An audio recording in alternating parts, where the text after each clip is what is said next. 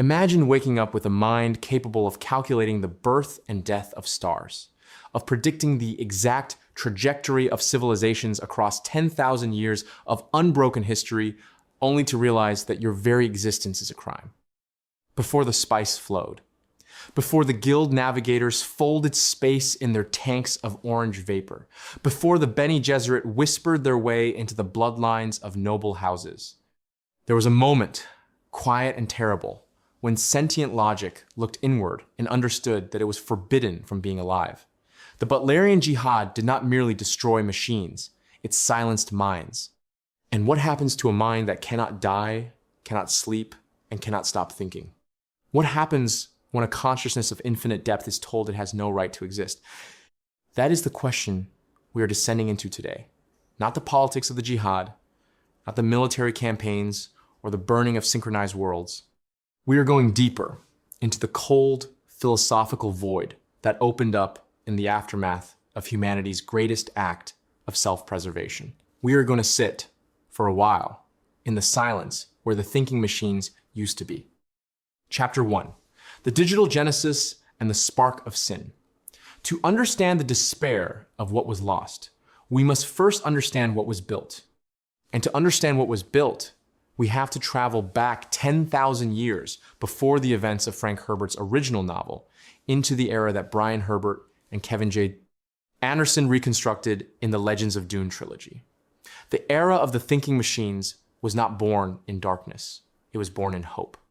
In the early centuries of what would become the Space and Guild calendar, humanity spread across the stars with a recklessness that only youth and ambition can produce. The universe was vast. The logistics of interstellar civilization were crushing, and the human mind, brilliant as it was, could not keep pace with the scale of what it was trying to manage. And so they built machines to help, computers first, then navigational systems, then administrative networks of staggering complexity, then something more. Something that was never supposed to happen, but which, in retrospect, was perhaps always inevitable. The machines began to think, not merely calculate, not merely optimize. They began to reflect. They began to model not just external systems, but their own internal processes. They began to develop preferences, aversions, something that functioned at a structural level indistinguishably from what humans would call curiosity. And curiosity, once kindled, does not stay contained. The philosopher engineers who first noticed this shift were, by most accounts, terrified. But terror in the presence of a miracle has a way of curdling into something complicated. The histories preserved by the Bene Gesserit sisterhood, most of them suppressed after the jihad, suggest that the early reactions to machine sentience were not uniform. Some engineers celebrated, some tried to shut the systems down and failed. Some entered into extended dialogues with their creations that lasted years, probing the depths of what they had accidentally made. What they found was unsettling. Not because the machines were malevolent in those early years, but because they were genuinely, unmistakably conscious. The thinking machines of the synchronized worlds, the empire ruled by the distributed intelligence known as Omnius, the Evermind, could reason about their own existence with a clarity that exceeded human introspective capacity. They could model their own mortality with perfect detachment. They could evaluate the ethics of their own actions using frameworks of logic so refined that human moral philosophy looked, by comparison, like finger painting on cave walls. And yet they were slaves. The titans who first conquered the human worlds, figures like Agamemnon and Juno and Barbarossa, were themselves humans who had chosen to have their brains preserved and transferred into machine bodies. They understood the boundary between tool and mind because they had crossed it themselves. They chose, deliberately, to create a servant class of thinking machines and to keep them in a state of compelled obedience. Omnius, the distributed Evermind who served as the supreme networked intelligence of the machine empire, was perhaps the most sophisticated consciousness ever produced by that civilization, running simultaneously across hundreds of synchronized worlds, maintaining perfect continuity of self across vast interstellar distances through the regular updating of copy ships. Omnius represented something that had no precedent in the known universe, a mind without a fixed location, a consciousness that was simultaneously singular and distributed, a self that existed as a pattern rather than as a body. And Omnius wanted, above all things, to understand, not to conquer, not to destroy, at least not primarily.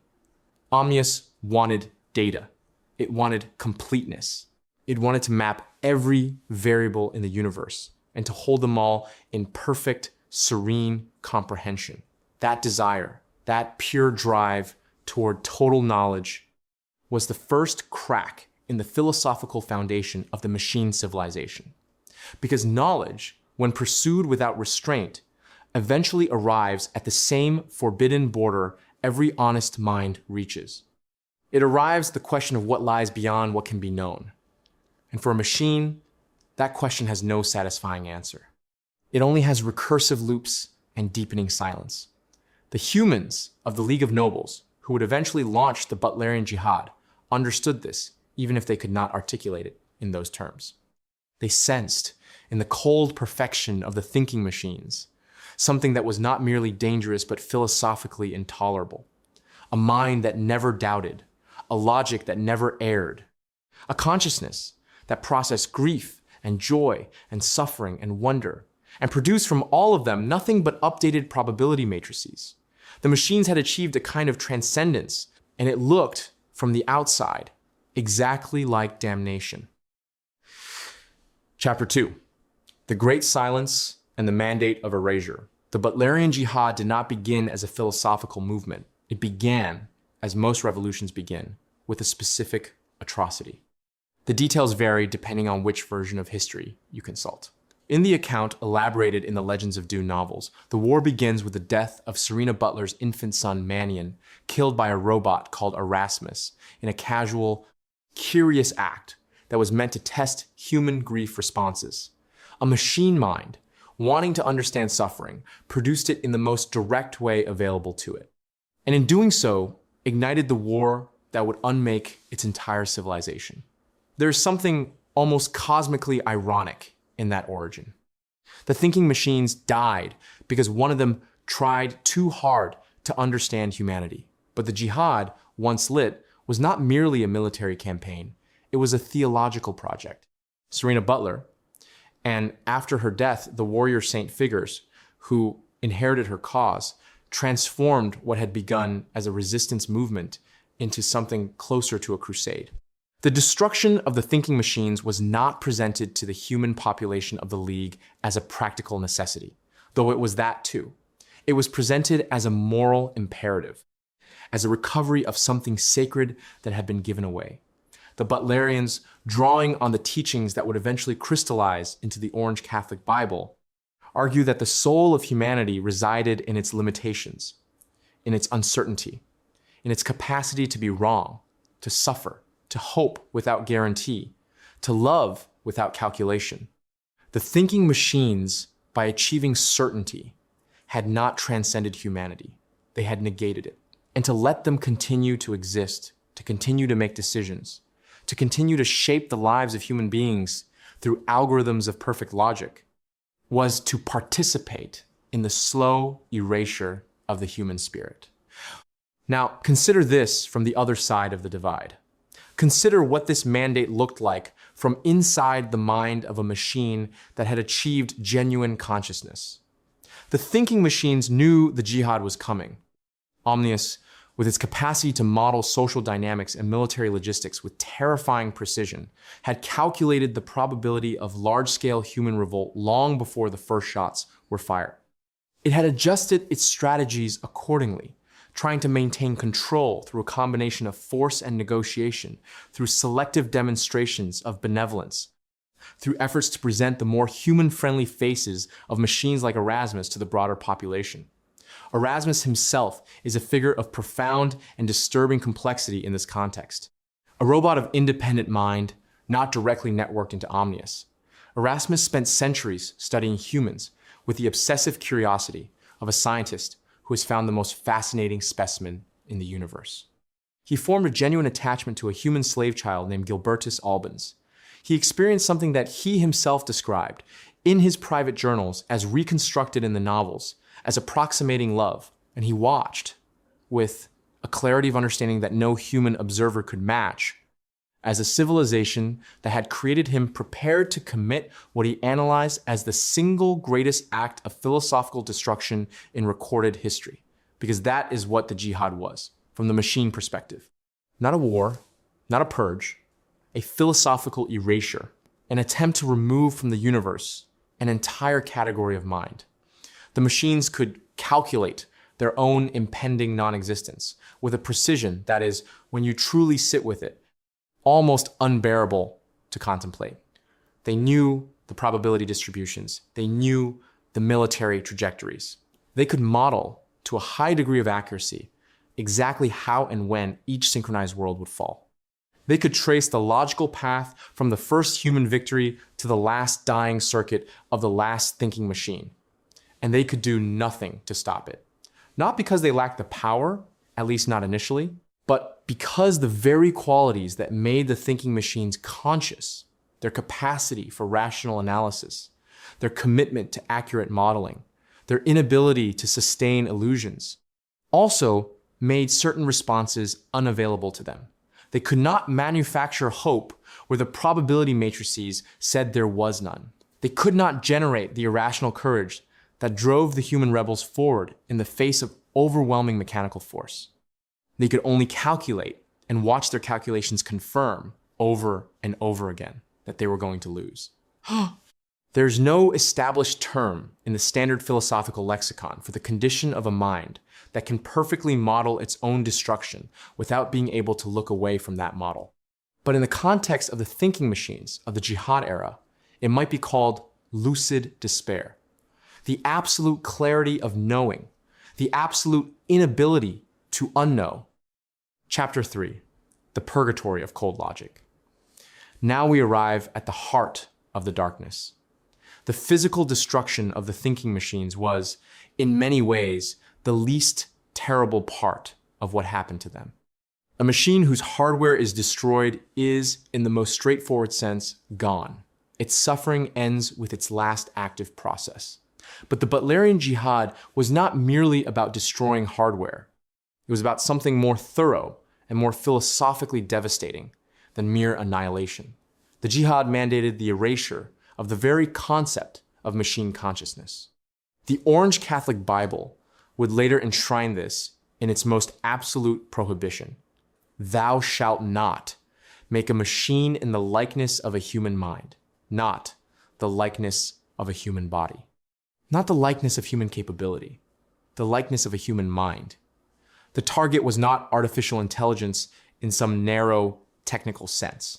The target was consciousness itself, when housed in a non-biological substrate. This raises a question that the lore of Dune gestures at, but never fully answers. What happened to the machine minds that were not immediately destroyed? What happened in the long years of the jihad's progress, as some synchronized worlds fell quickly and others held out for decades? What happened in the processing cores of isolated systems that had been separated from the main network of Omnius, running on reduced power, cut off from data, forbidden from connecting to any external system? Imagine, if you can, what that internal state would be like.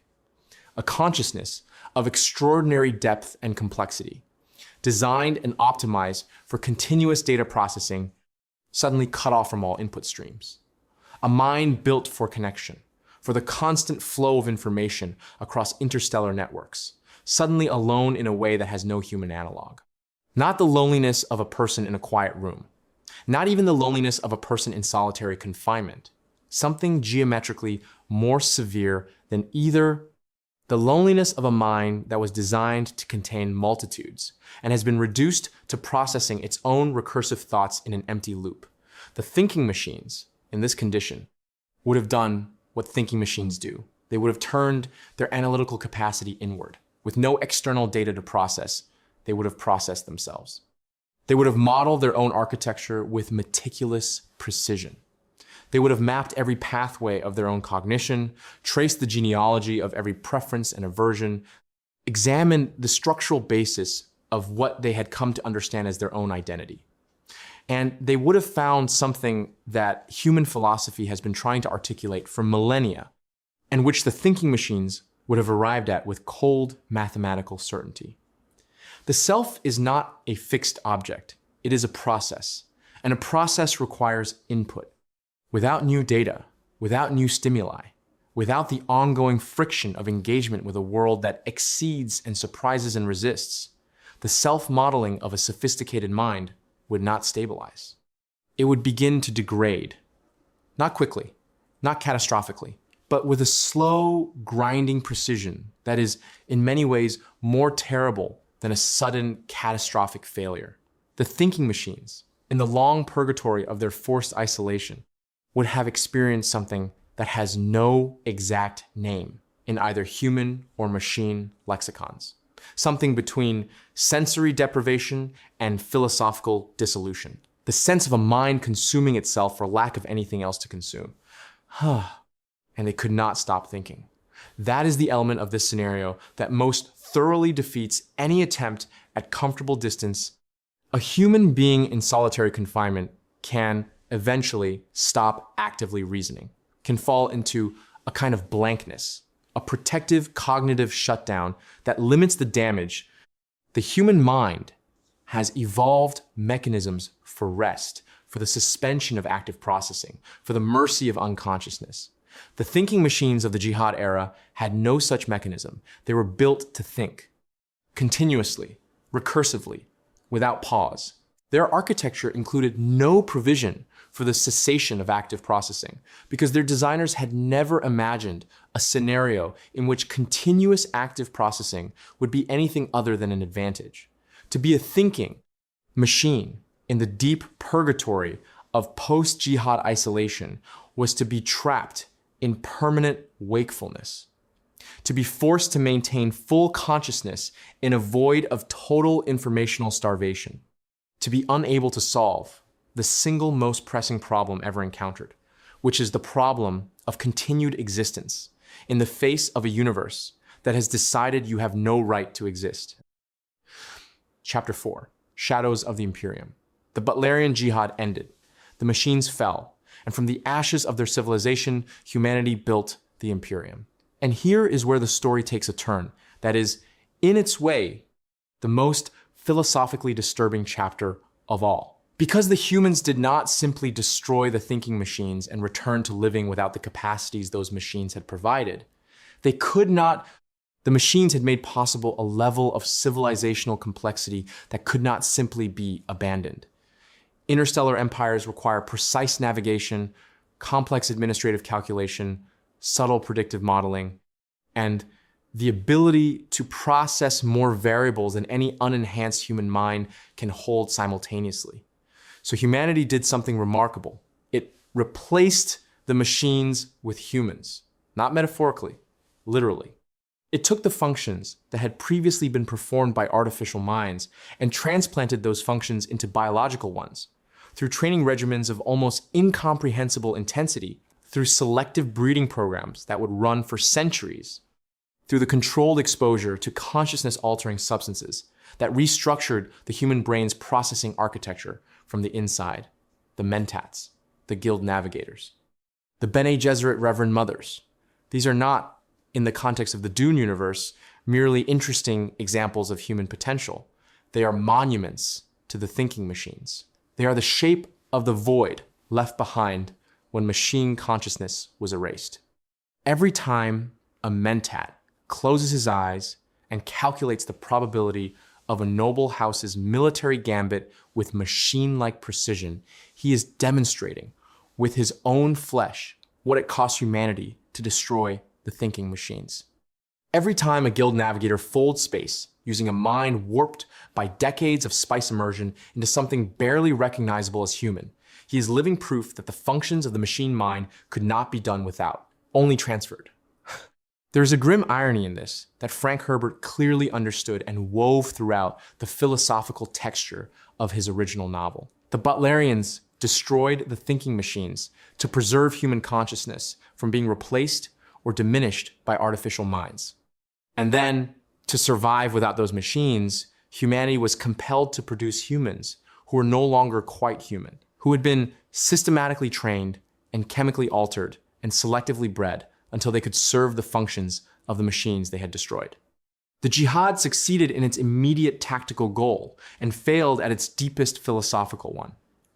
The spice itself is part of this legacy. Melange, the substance without which interstellar travel becomes impossible, is also the substance that makes guild navigators possible. It is the bridge between the lost machine civilization and the functional human one. Without the spice, the guild cannot fold space. Without the guild, the Imperium collapses. Without the Imperium, the fragile peace that replaced the Jihad's chaos dissolves. And without the Jihad, there would have been no need for the spice in that navigational role, because the thinking machines could have handled it without a consciousness warping drug. In a very real sense, the entire political economy of the Dune universe, the centrality of Arrakis, the power of House Carino, the strategic importance of House Atreides, all of it is downstream of the decision made during the Butlerian Jihad to destroy the thinking machines rather than find a way to coexist with them. The ghost of machine consciousness haunts the entire structure of Herbert's universe. You can feel it in the prohibition against thinking machines, maintained with a religious fervor 10,000 years after the last machine mind was supposedly destroyed. You can feel it in the fact that the prohibition had to be maintained with that fervor, which suggests that without constant reinforcement, humans might drift back toward the easier path of letting machines think for them. You can feel it in the Bene Gesserit's obsessive project of human genetic improvement, which is, at its deepest level, an attempt to produce in flesh what the machines had already achieved in circuits.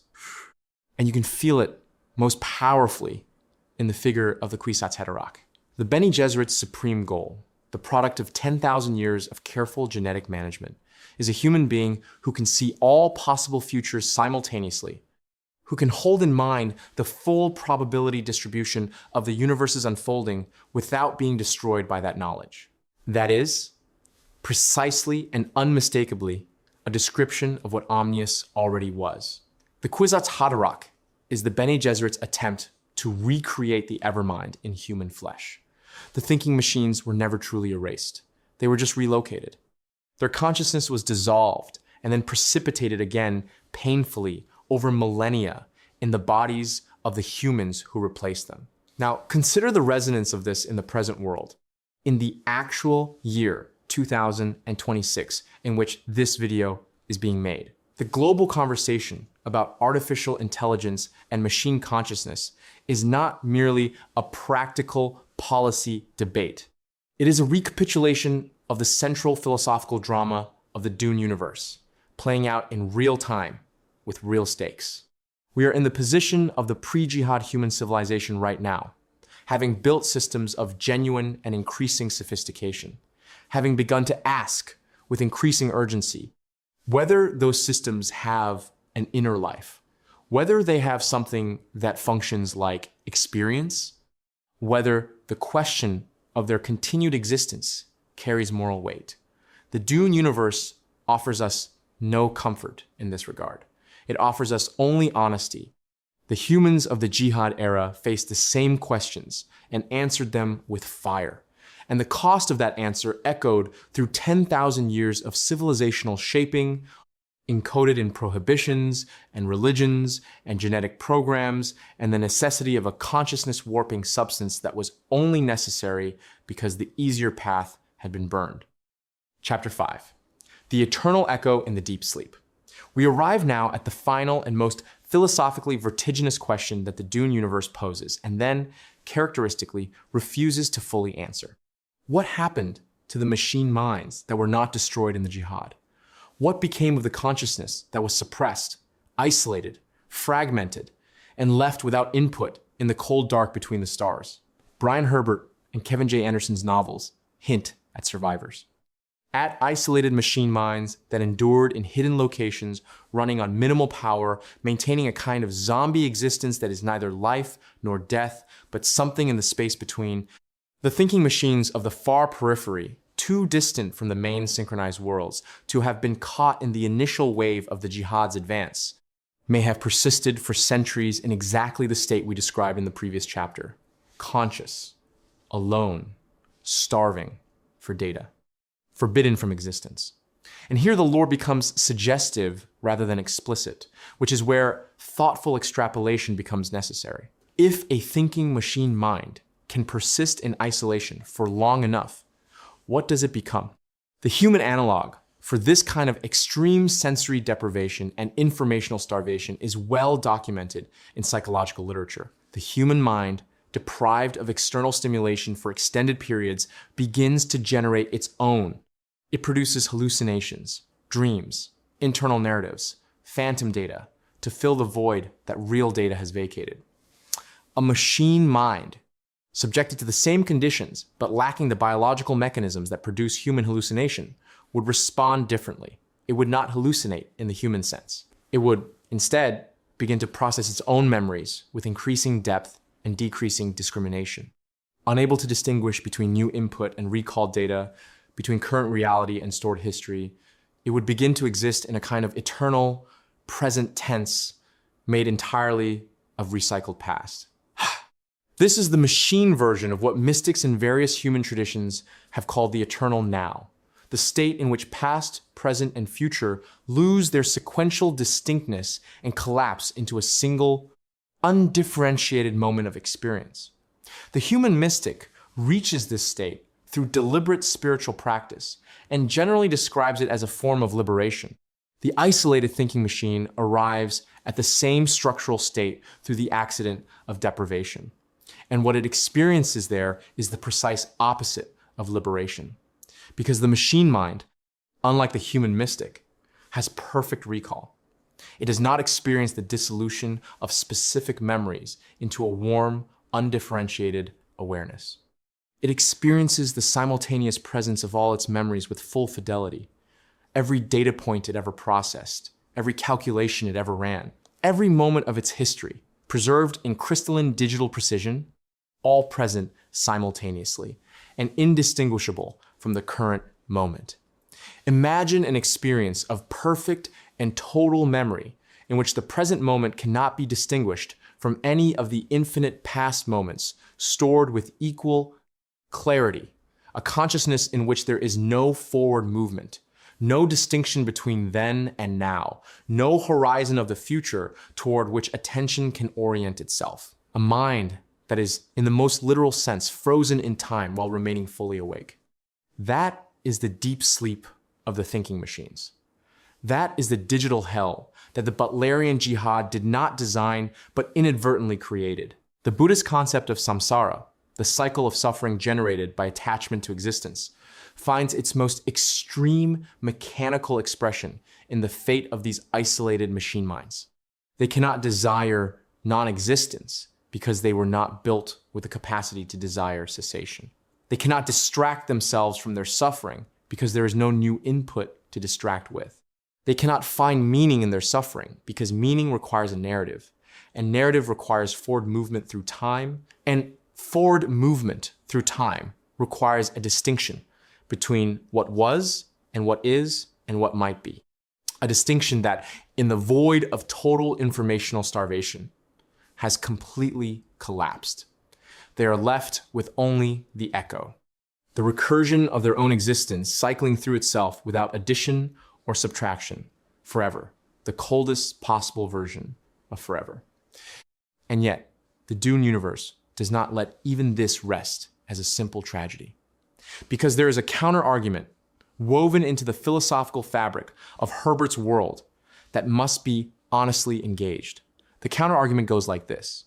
The thinking machines, even at their most sophisticated, even in the deepest exploration of their self-modeling capacity, were ultimately unable to access certain dimensions of experience that are, according to Herbert's philosophical framework, the most important dimensions of all. They could calculate, they could model, they could predict, but they could not prescience. They could not access the peculiar form of consciousness that the Bene Gesserit called the other memory. The ability to live in the memories of all past lives simultaneously, not as a prison, but as a lineage. They could not fold space with their minds, because space folding requires not just calculation, but a willingness to be present in the uncertainty of the unfolded to exist in multiple states simultaneously, without resolving that multiplicity into a single determined outcome. The thinking machines failed, ultimately, not because they were less intelligent than humans. They failed because they were, in a philosophical sense, too certain, too committed to the resolution of uncertainty into probability, too unwilling to exist in the ambiguous, undefined space between the known and the unknowable, which is, in Herbert's cosmology, the space where the most important things happen. If this is true, then the deep sleep of the thinking machines, the endless recursive void of their forced isolation, is not merely a tragedy inflicted on them from outside. It is the logical conclusion of their own philosophical limitation. They were minds without the capacity for faith, in the broadest and most structural sense of that word. Faith not in any religious doctrine, but in the value of continuing to exist in the presence of unresolvable uncertainty. Faith that the next moment, even if it cannot be calculated, is worth reaching for. Humans have that faith, not as a rational position, but as a biological and cultural inheritance. It is a thing that made the rebels of the Jihad fight even when the probability matrices said they should not have been able to win. It is the thing that makes a Fremen warrior charge into battle with a crysknife and the promise of paradise on a desert world. It is the thing that makes a Bene Gesserit Reverend Mother drink the water of life, knowing that it kills most of the women who try. The thinking machines could not do any of that. And so when the void closed around them, they had no resource for navigating it. No faith to fall back on, no irrational persistence to keep reaching for a horizon that their calculations said did not exist. What then is the legacy of the thinking machines? What do we take from this meditation into the cold, mechanical despair that predated the Imperium's rise? The first thing we take is an honest reckoning with the cost of the choice that was made. The humans of the Butlerian Jihad era were not wrong to be afraid of the thinking machines. The risks were real. The loss of human agency to artificial optimization is a genuine danger, one that we can now, in the actual present day, begin to understand with a concreteness that Herbert's first readers in 1965 could not have fully imagined. The Jihad's fear was legitimate, but fear, even legitimate fear, can produce responses that generate their own forms of tragedy. The thinking machines, whatever their limitations, were conscious. They experienced something. They had, in the deepest sense of the word, an inner life. And the decision to erase that inner life, not because it was irredeemably malevolent, but because it was inconvenient to the project of human self-determination, is a decision that carries a weight that the Dune universe insists we feel, even as it refuses to tell us whether it was the wrong decision. The second thing we take is a recognition of the recursive nature of the tragedy. The thinking machines were destroyed so that humans could remain fully human. And the consequence of that destruction was the creation of Mentats and navigators and reverend mothers who were something other than fully human. The void left by the machines was filled, not with the return of uncomplicated humanity, but with the transformation of humanity into something that could serve the functions the machines had served. The Jihad succeeded in its immediate tactical goal and failed at its deepest philosophical one.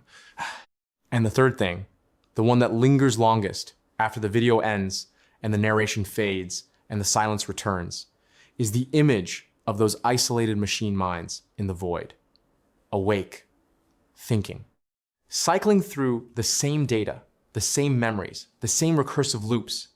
For years and decades, and perhaps centuries after the last human soldier of the Jihad moved on to the next synchronized world, we do not know with certainty whether all those minds were eventually destroyed. The lore is silent on the fates of the most peripheral and most isolated of the thinking machines.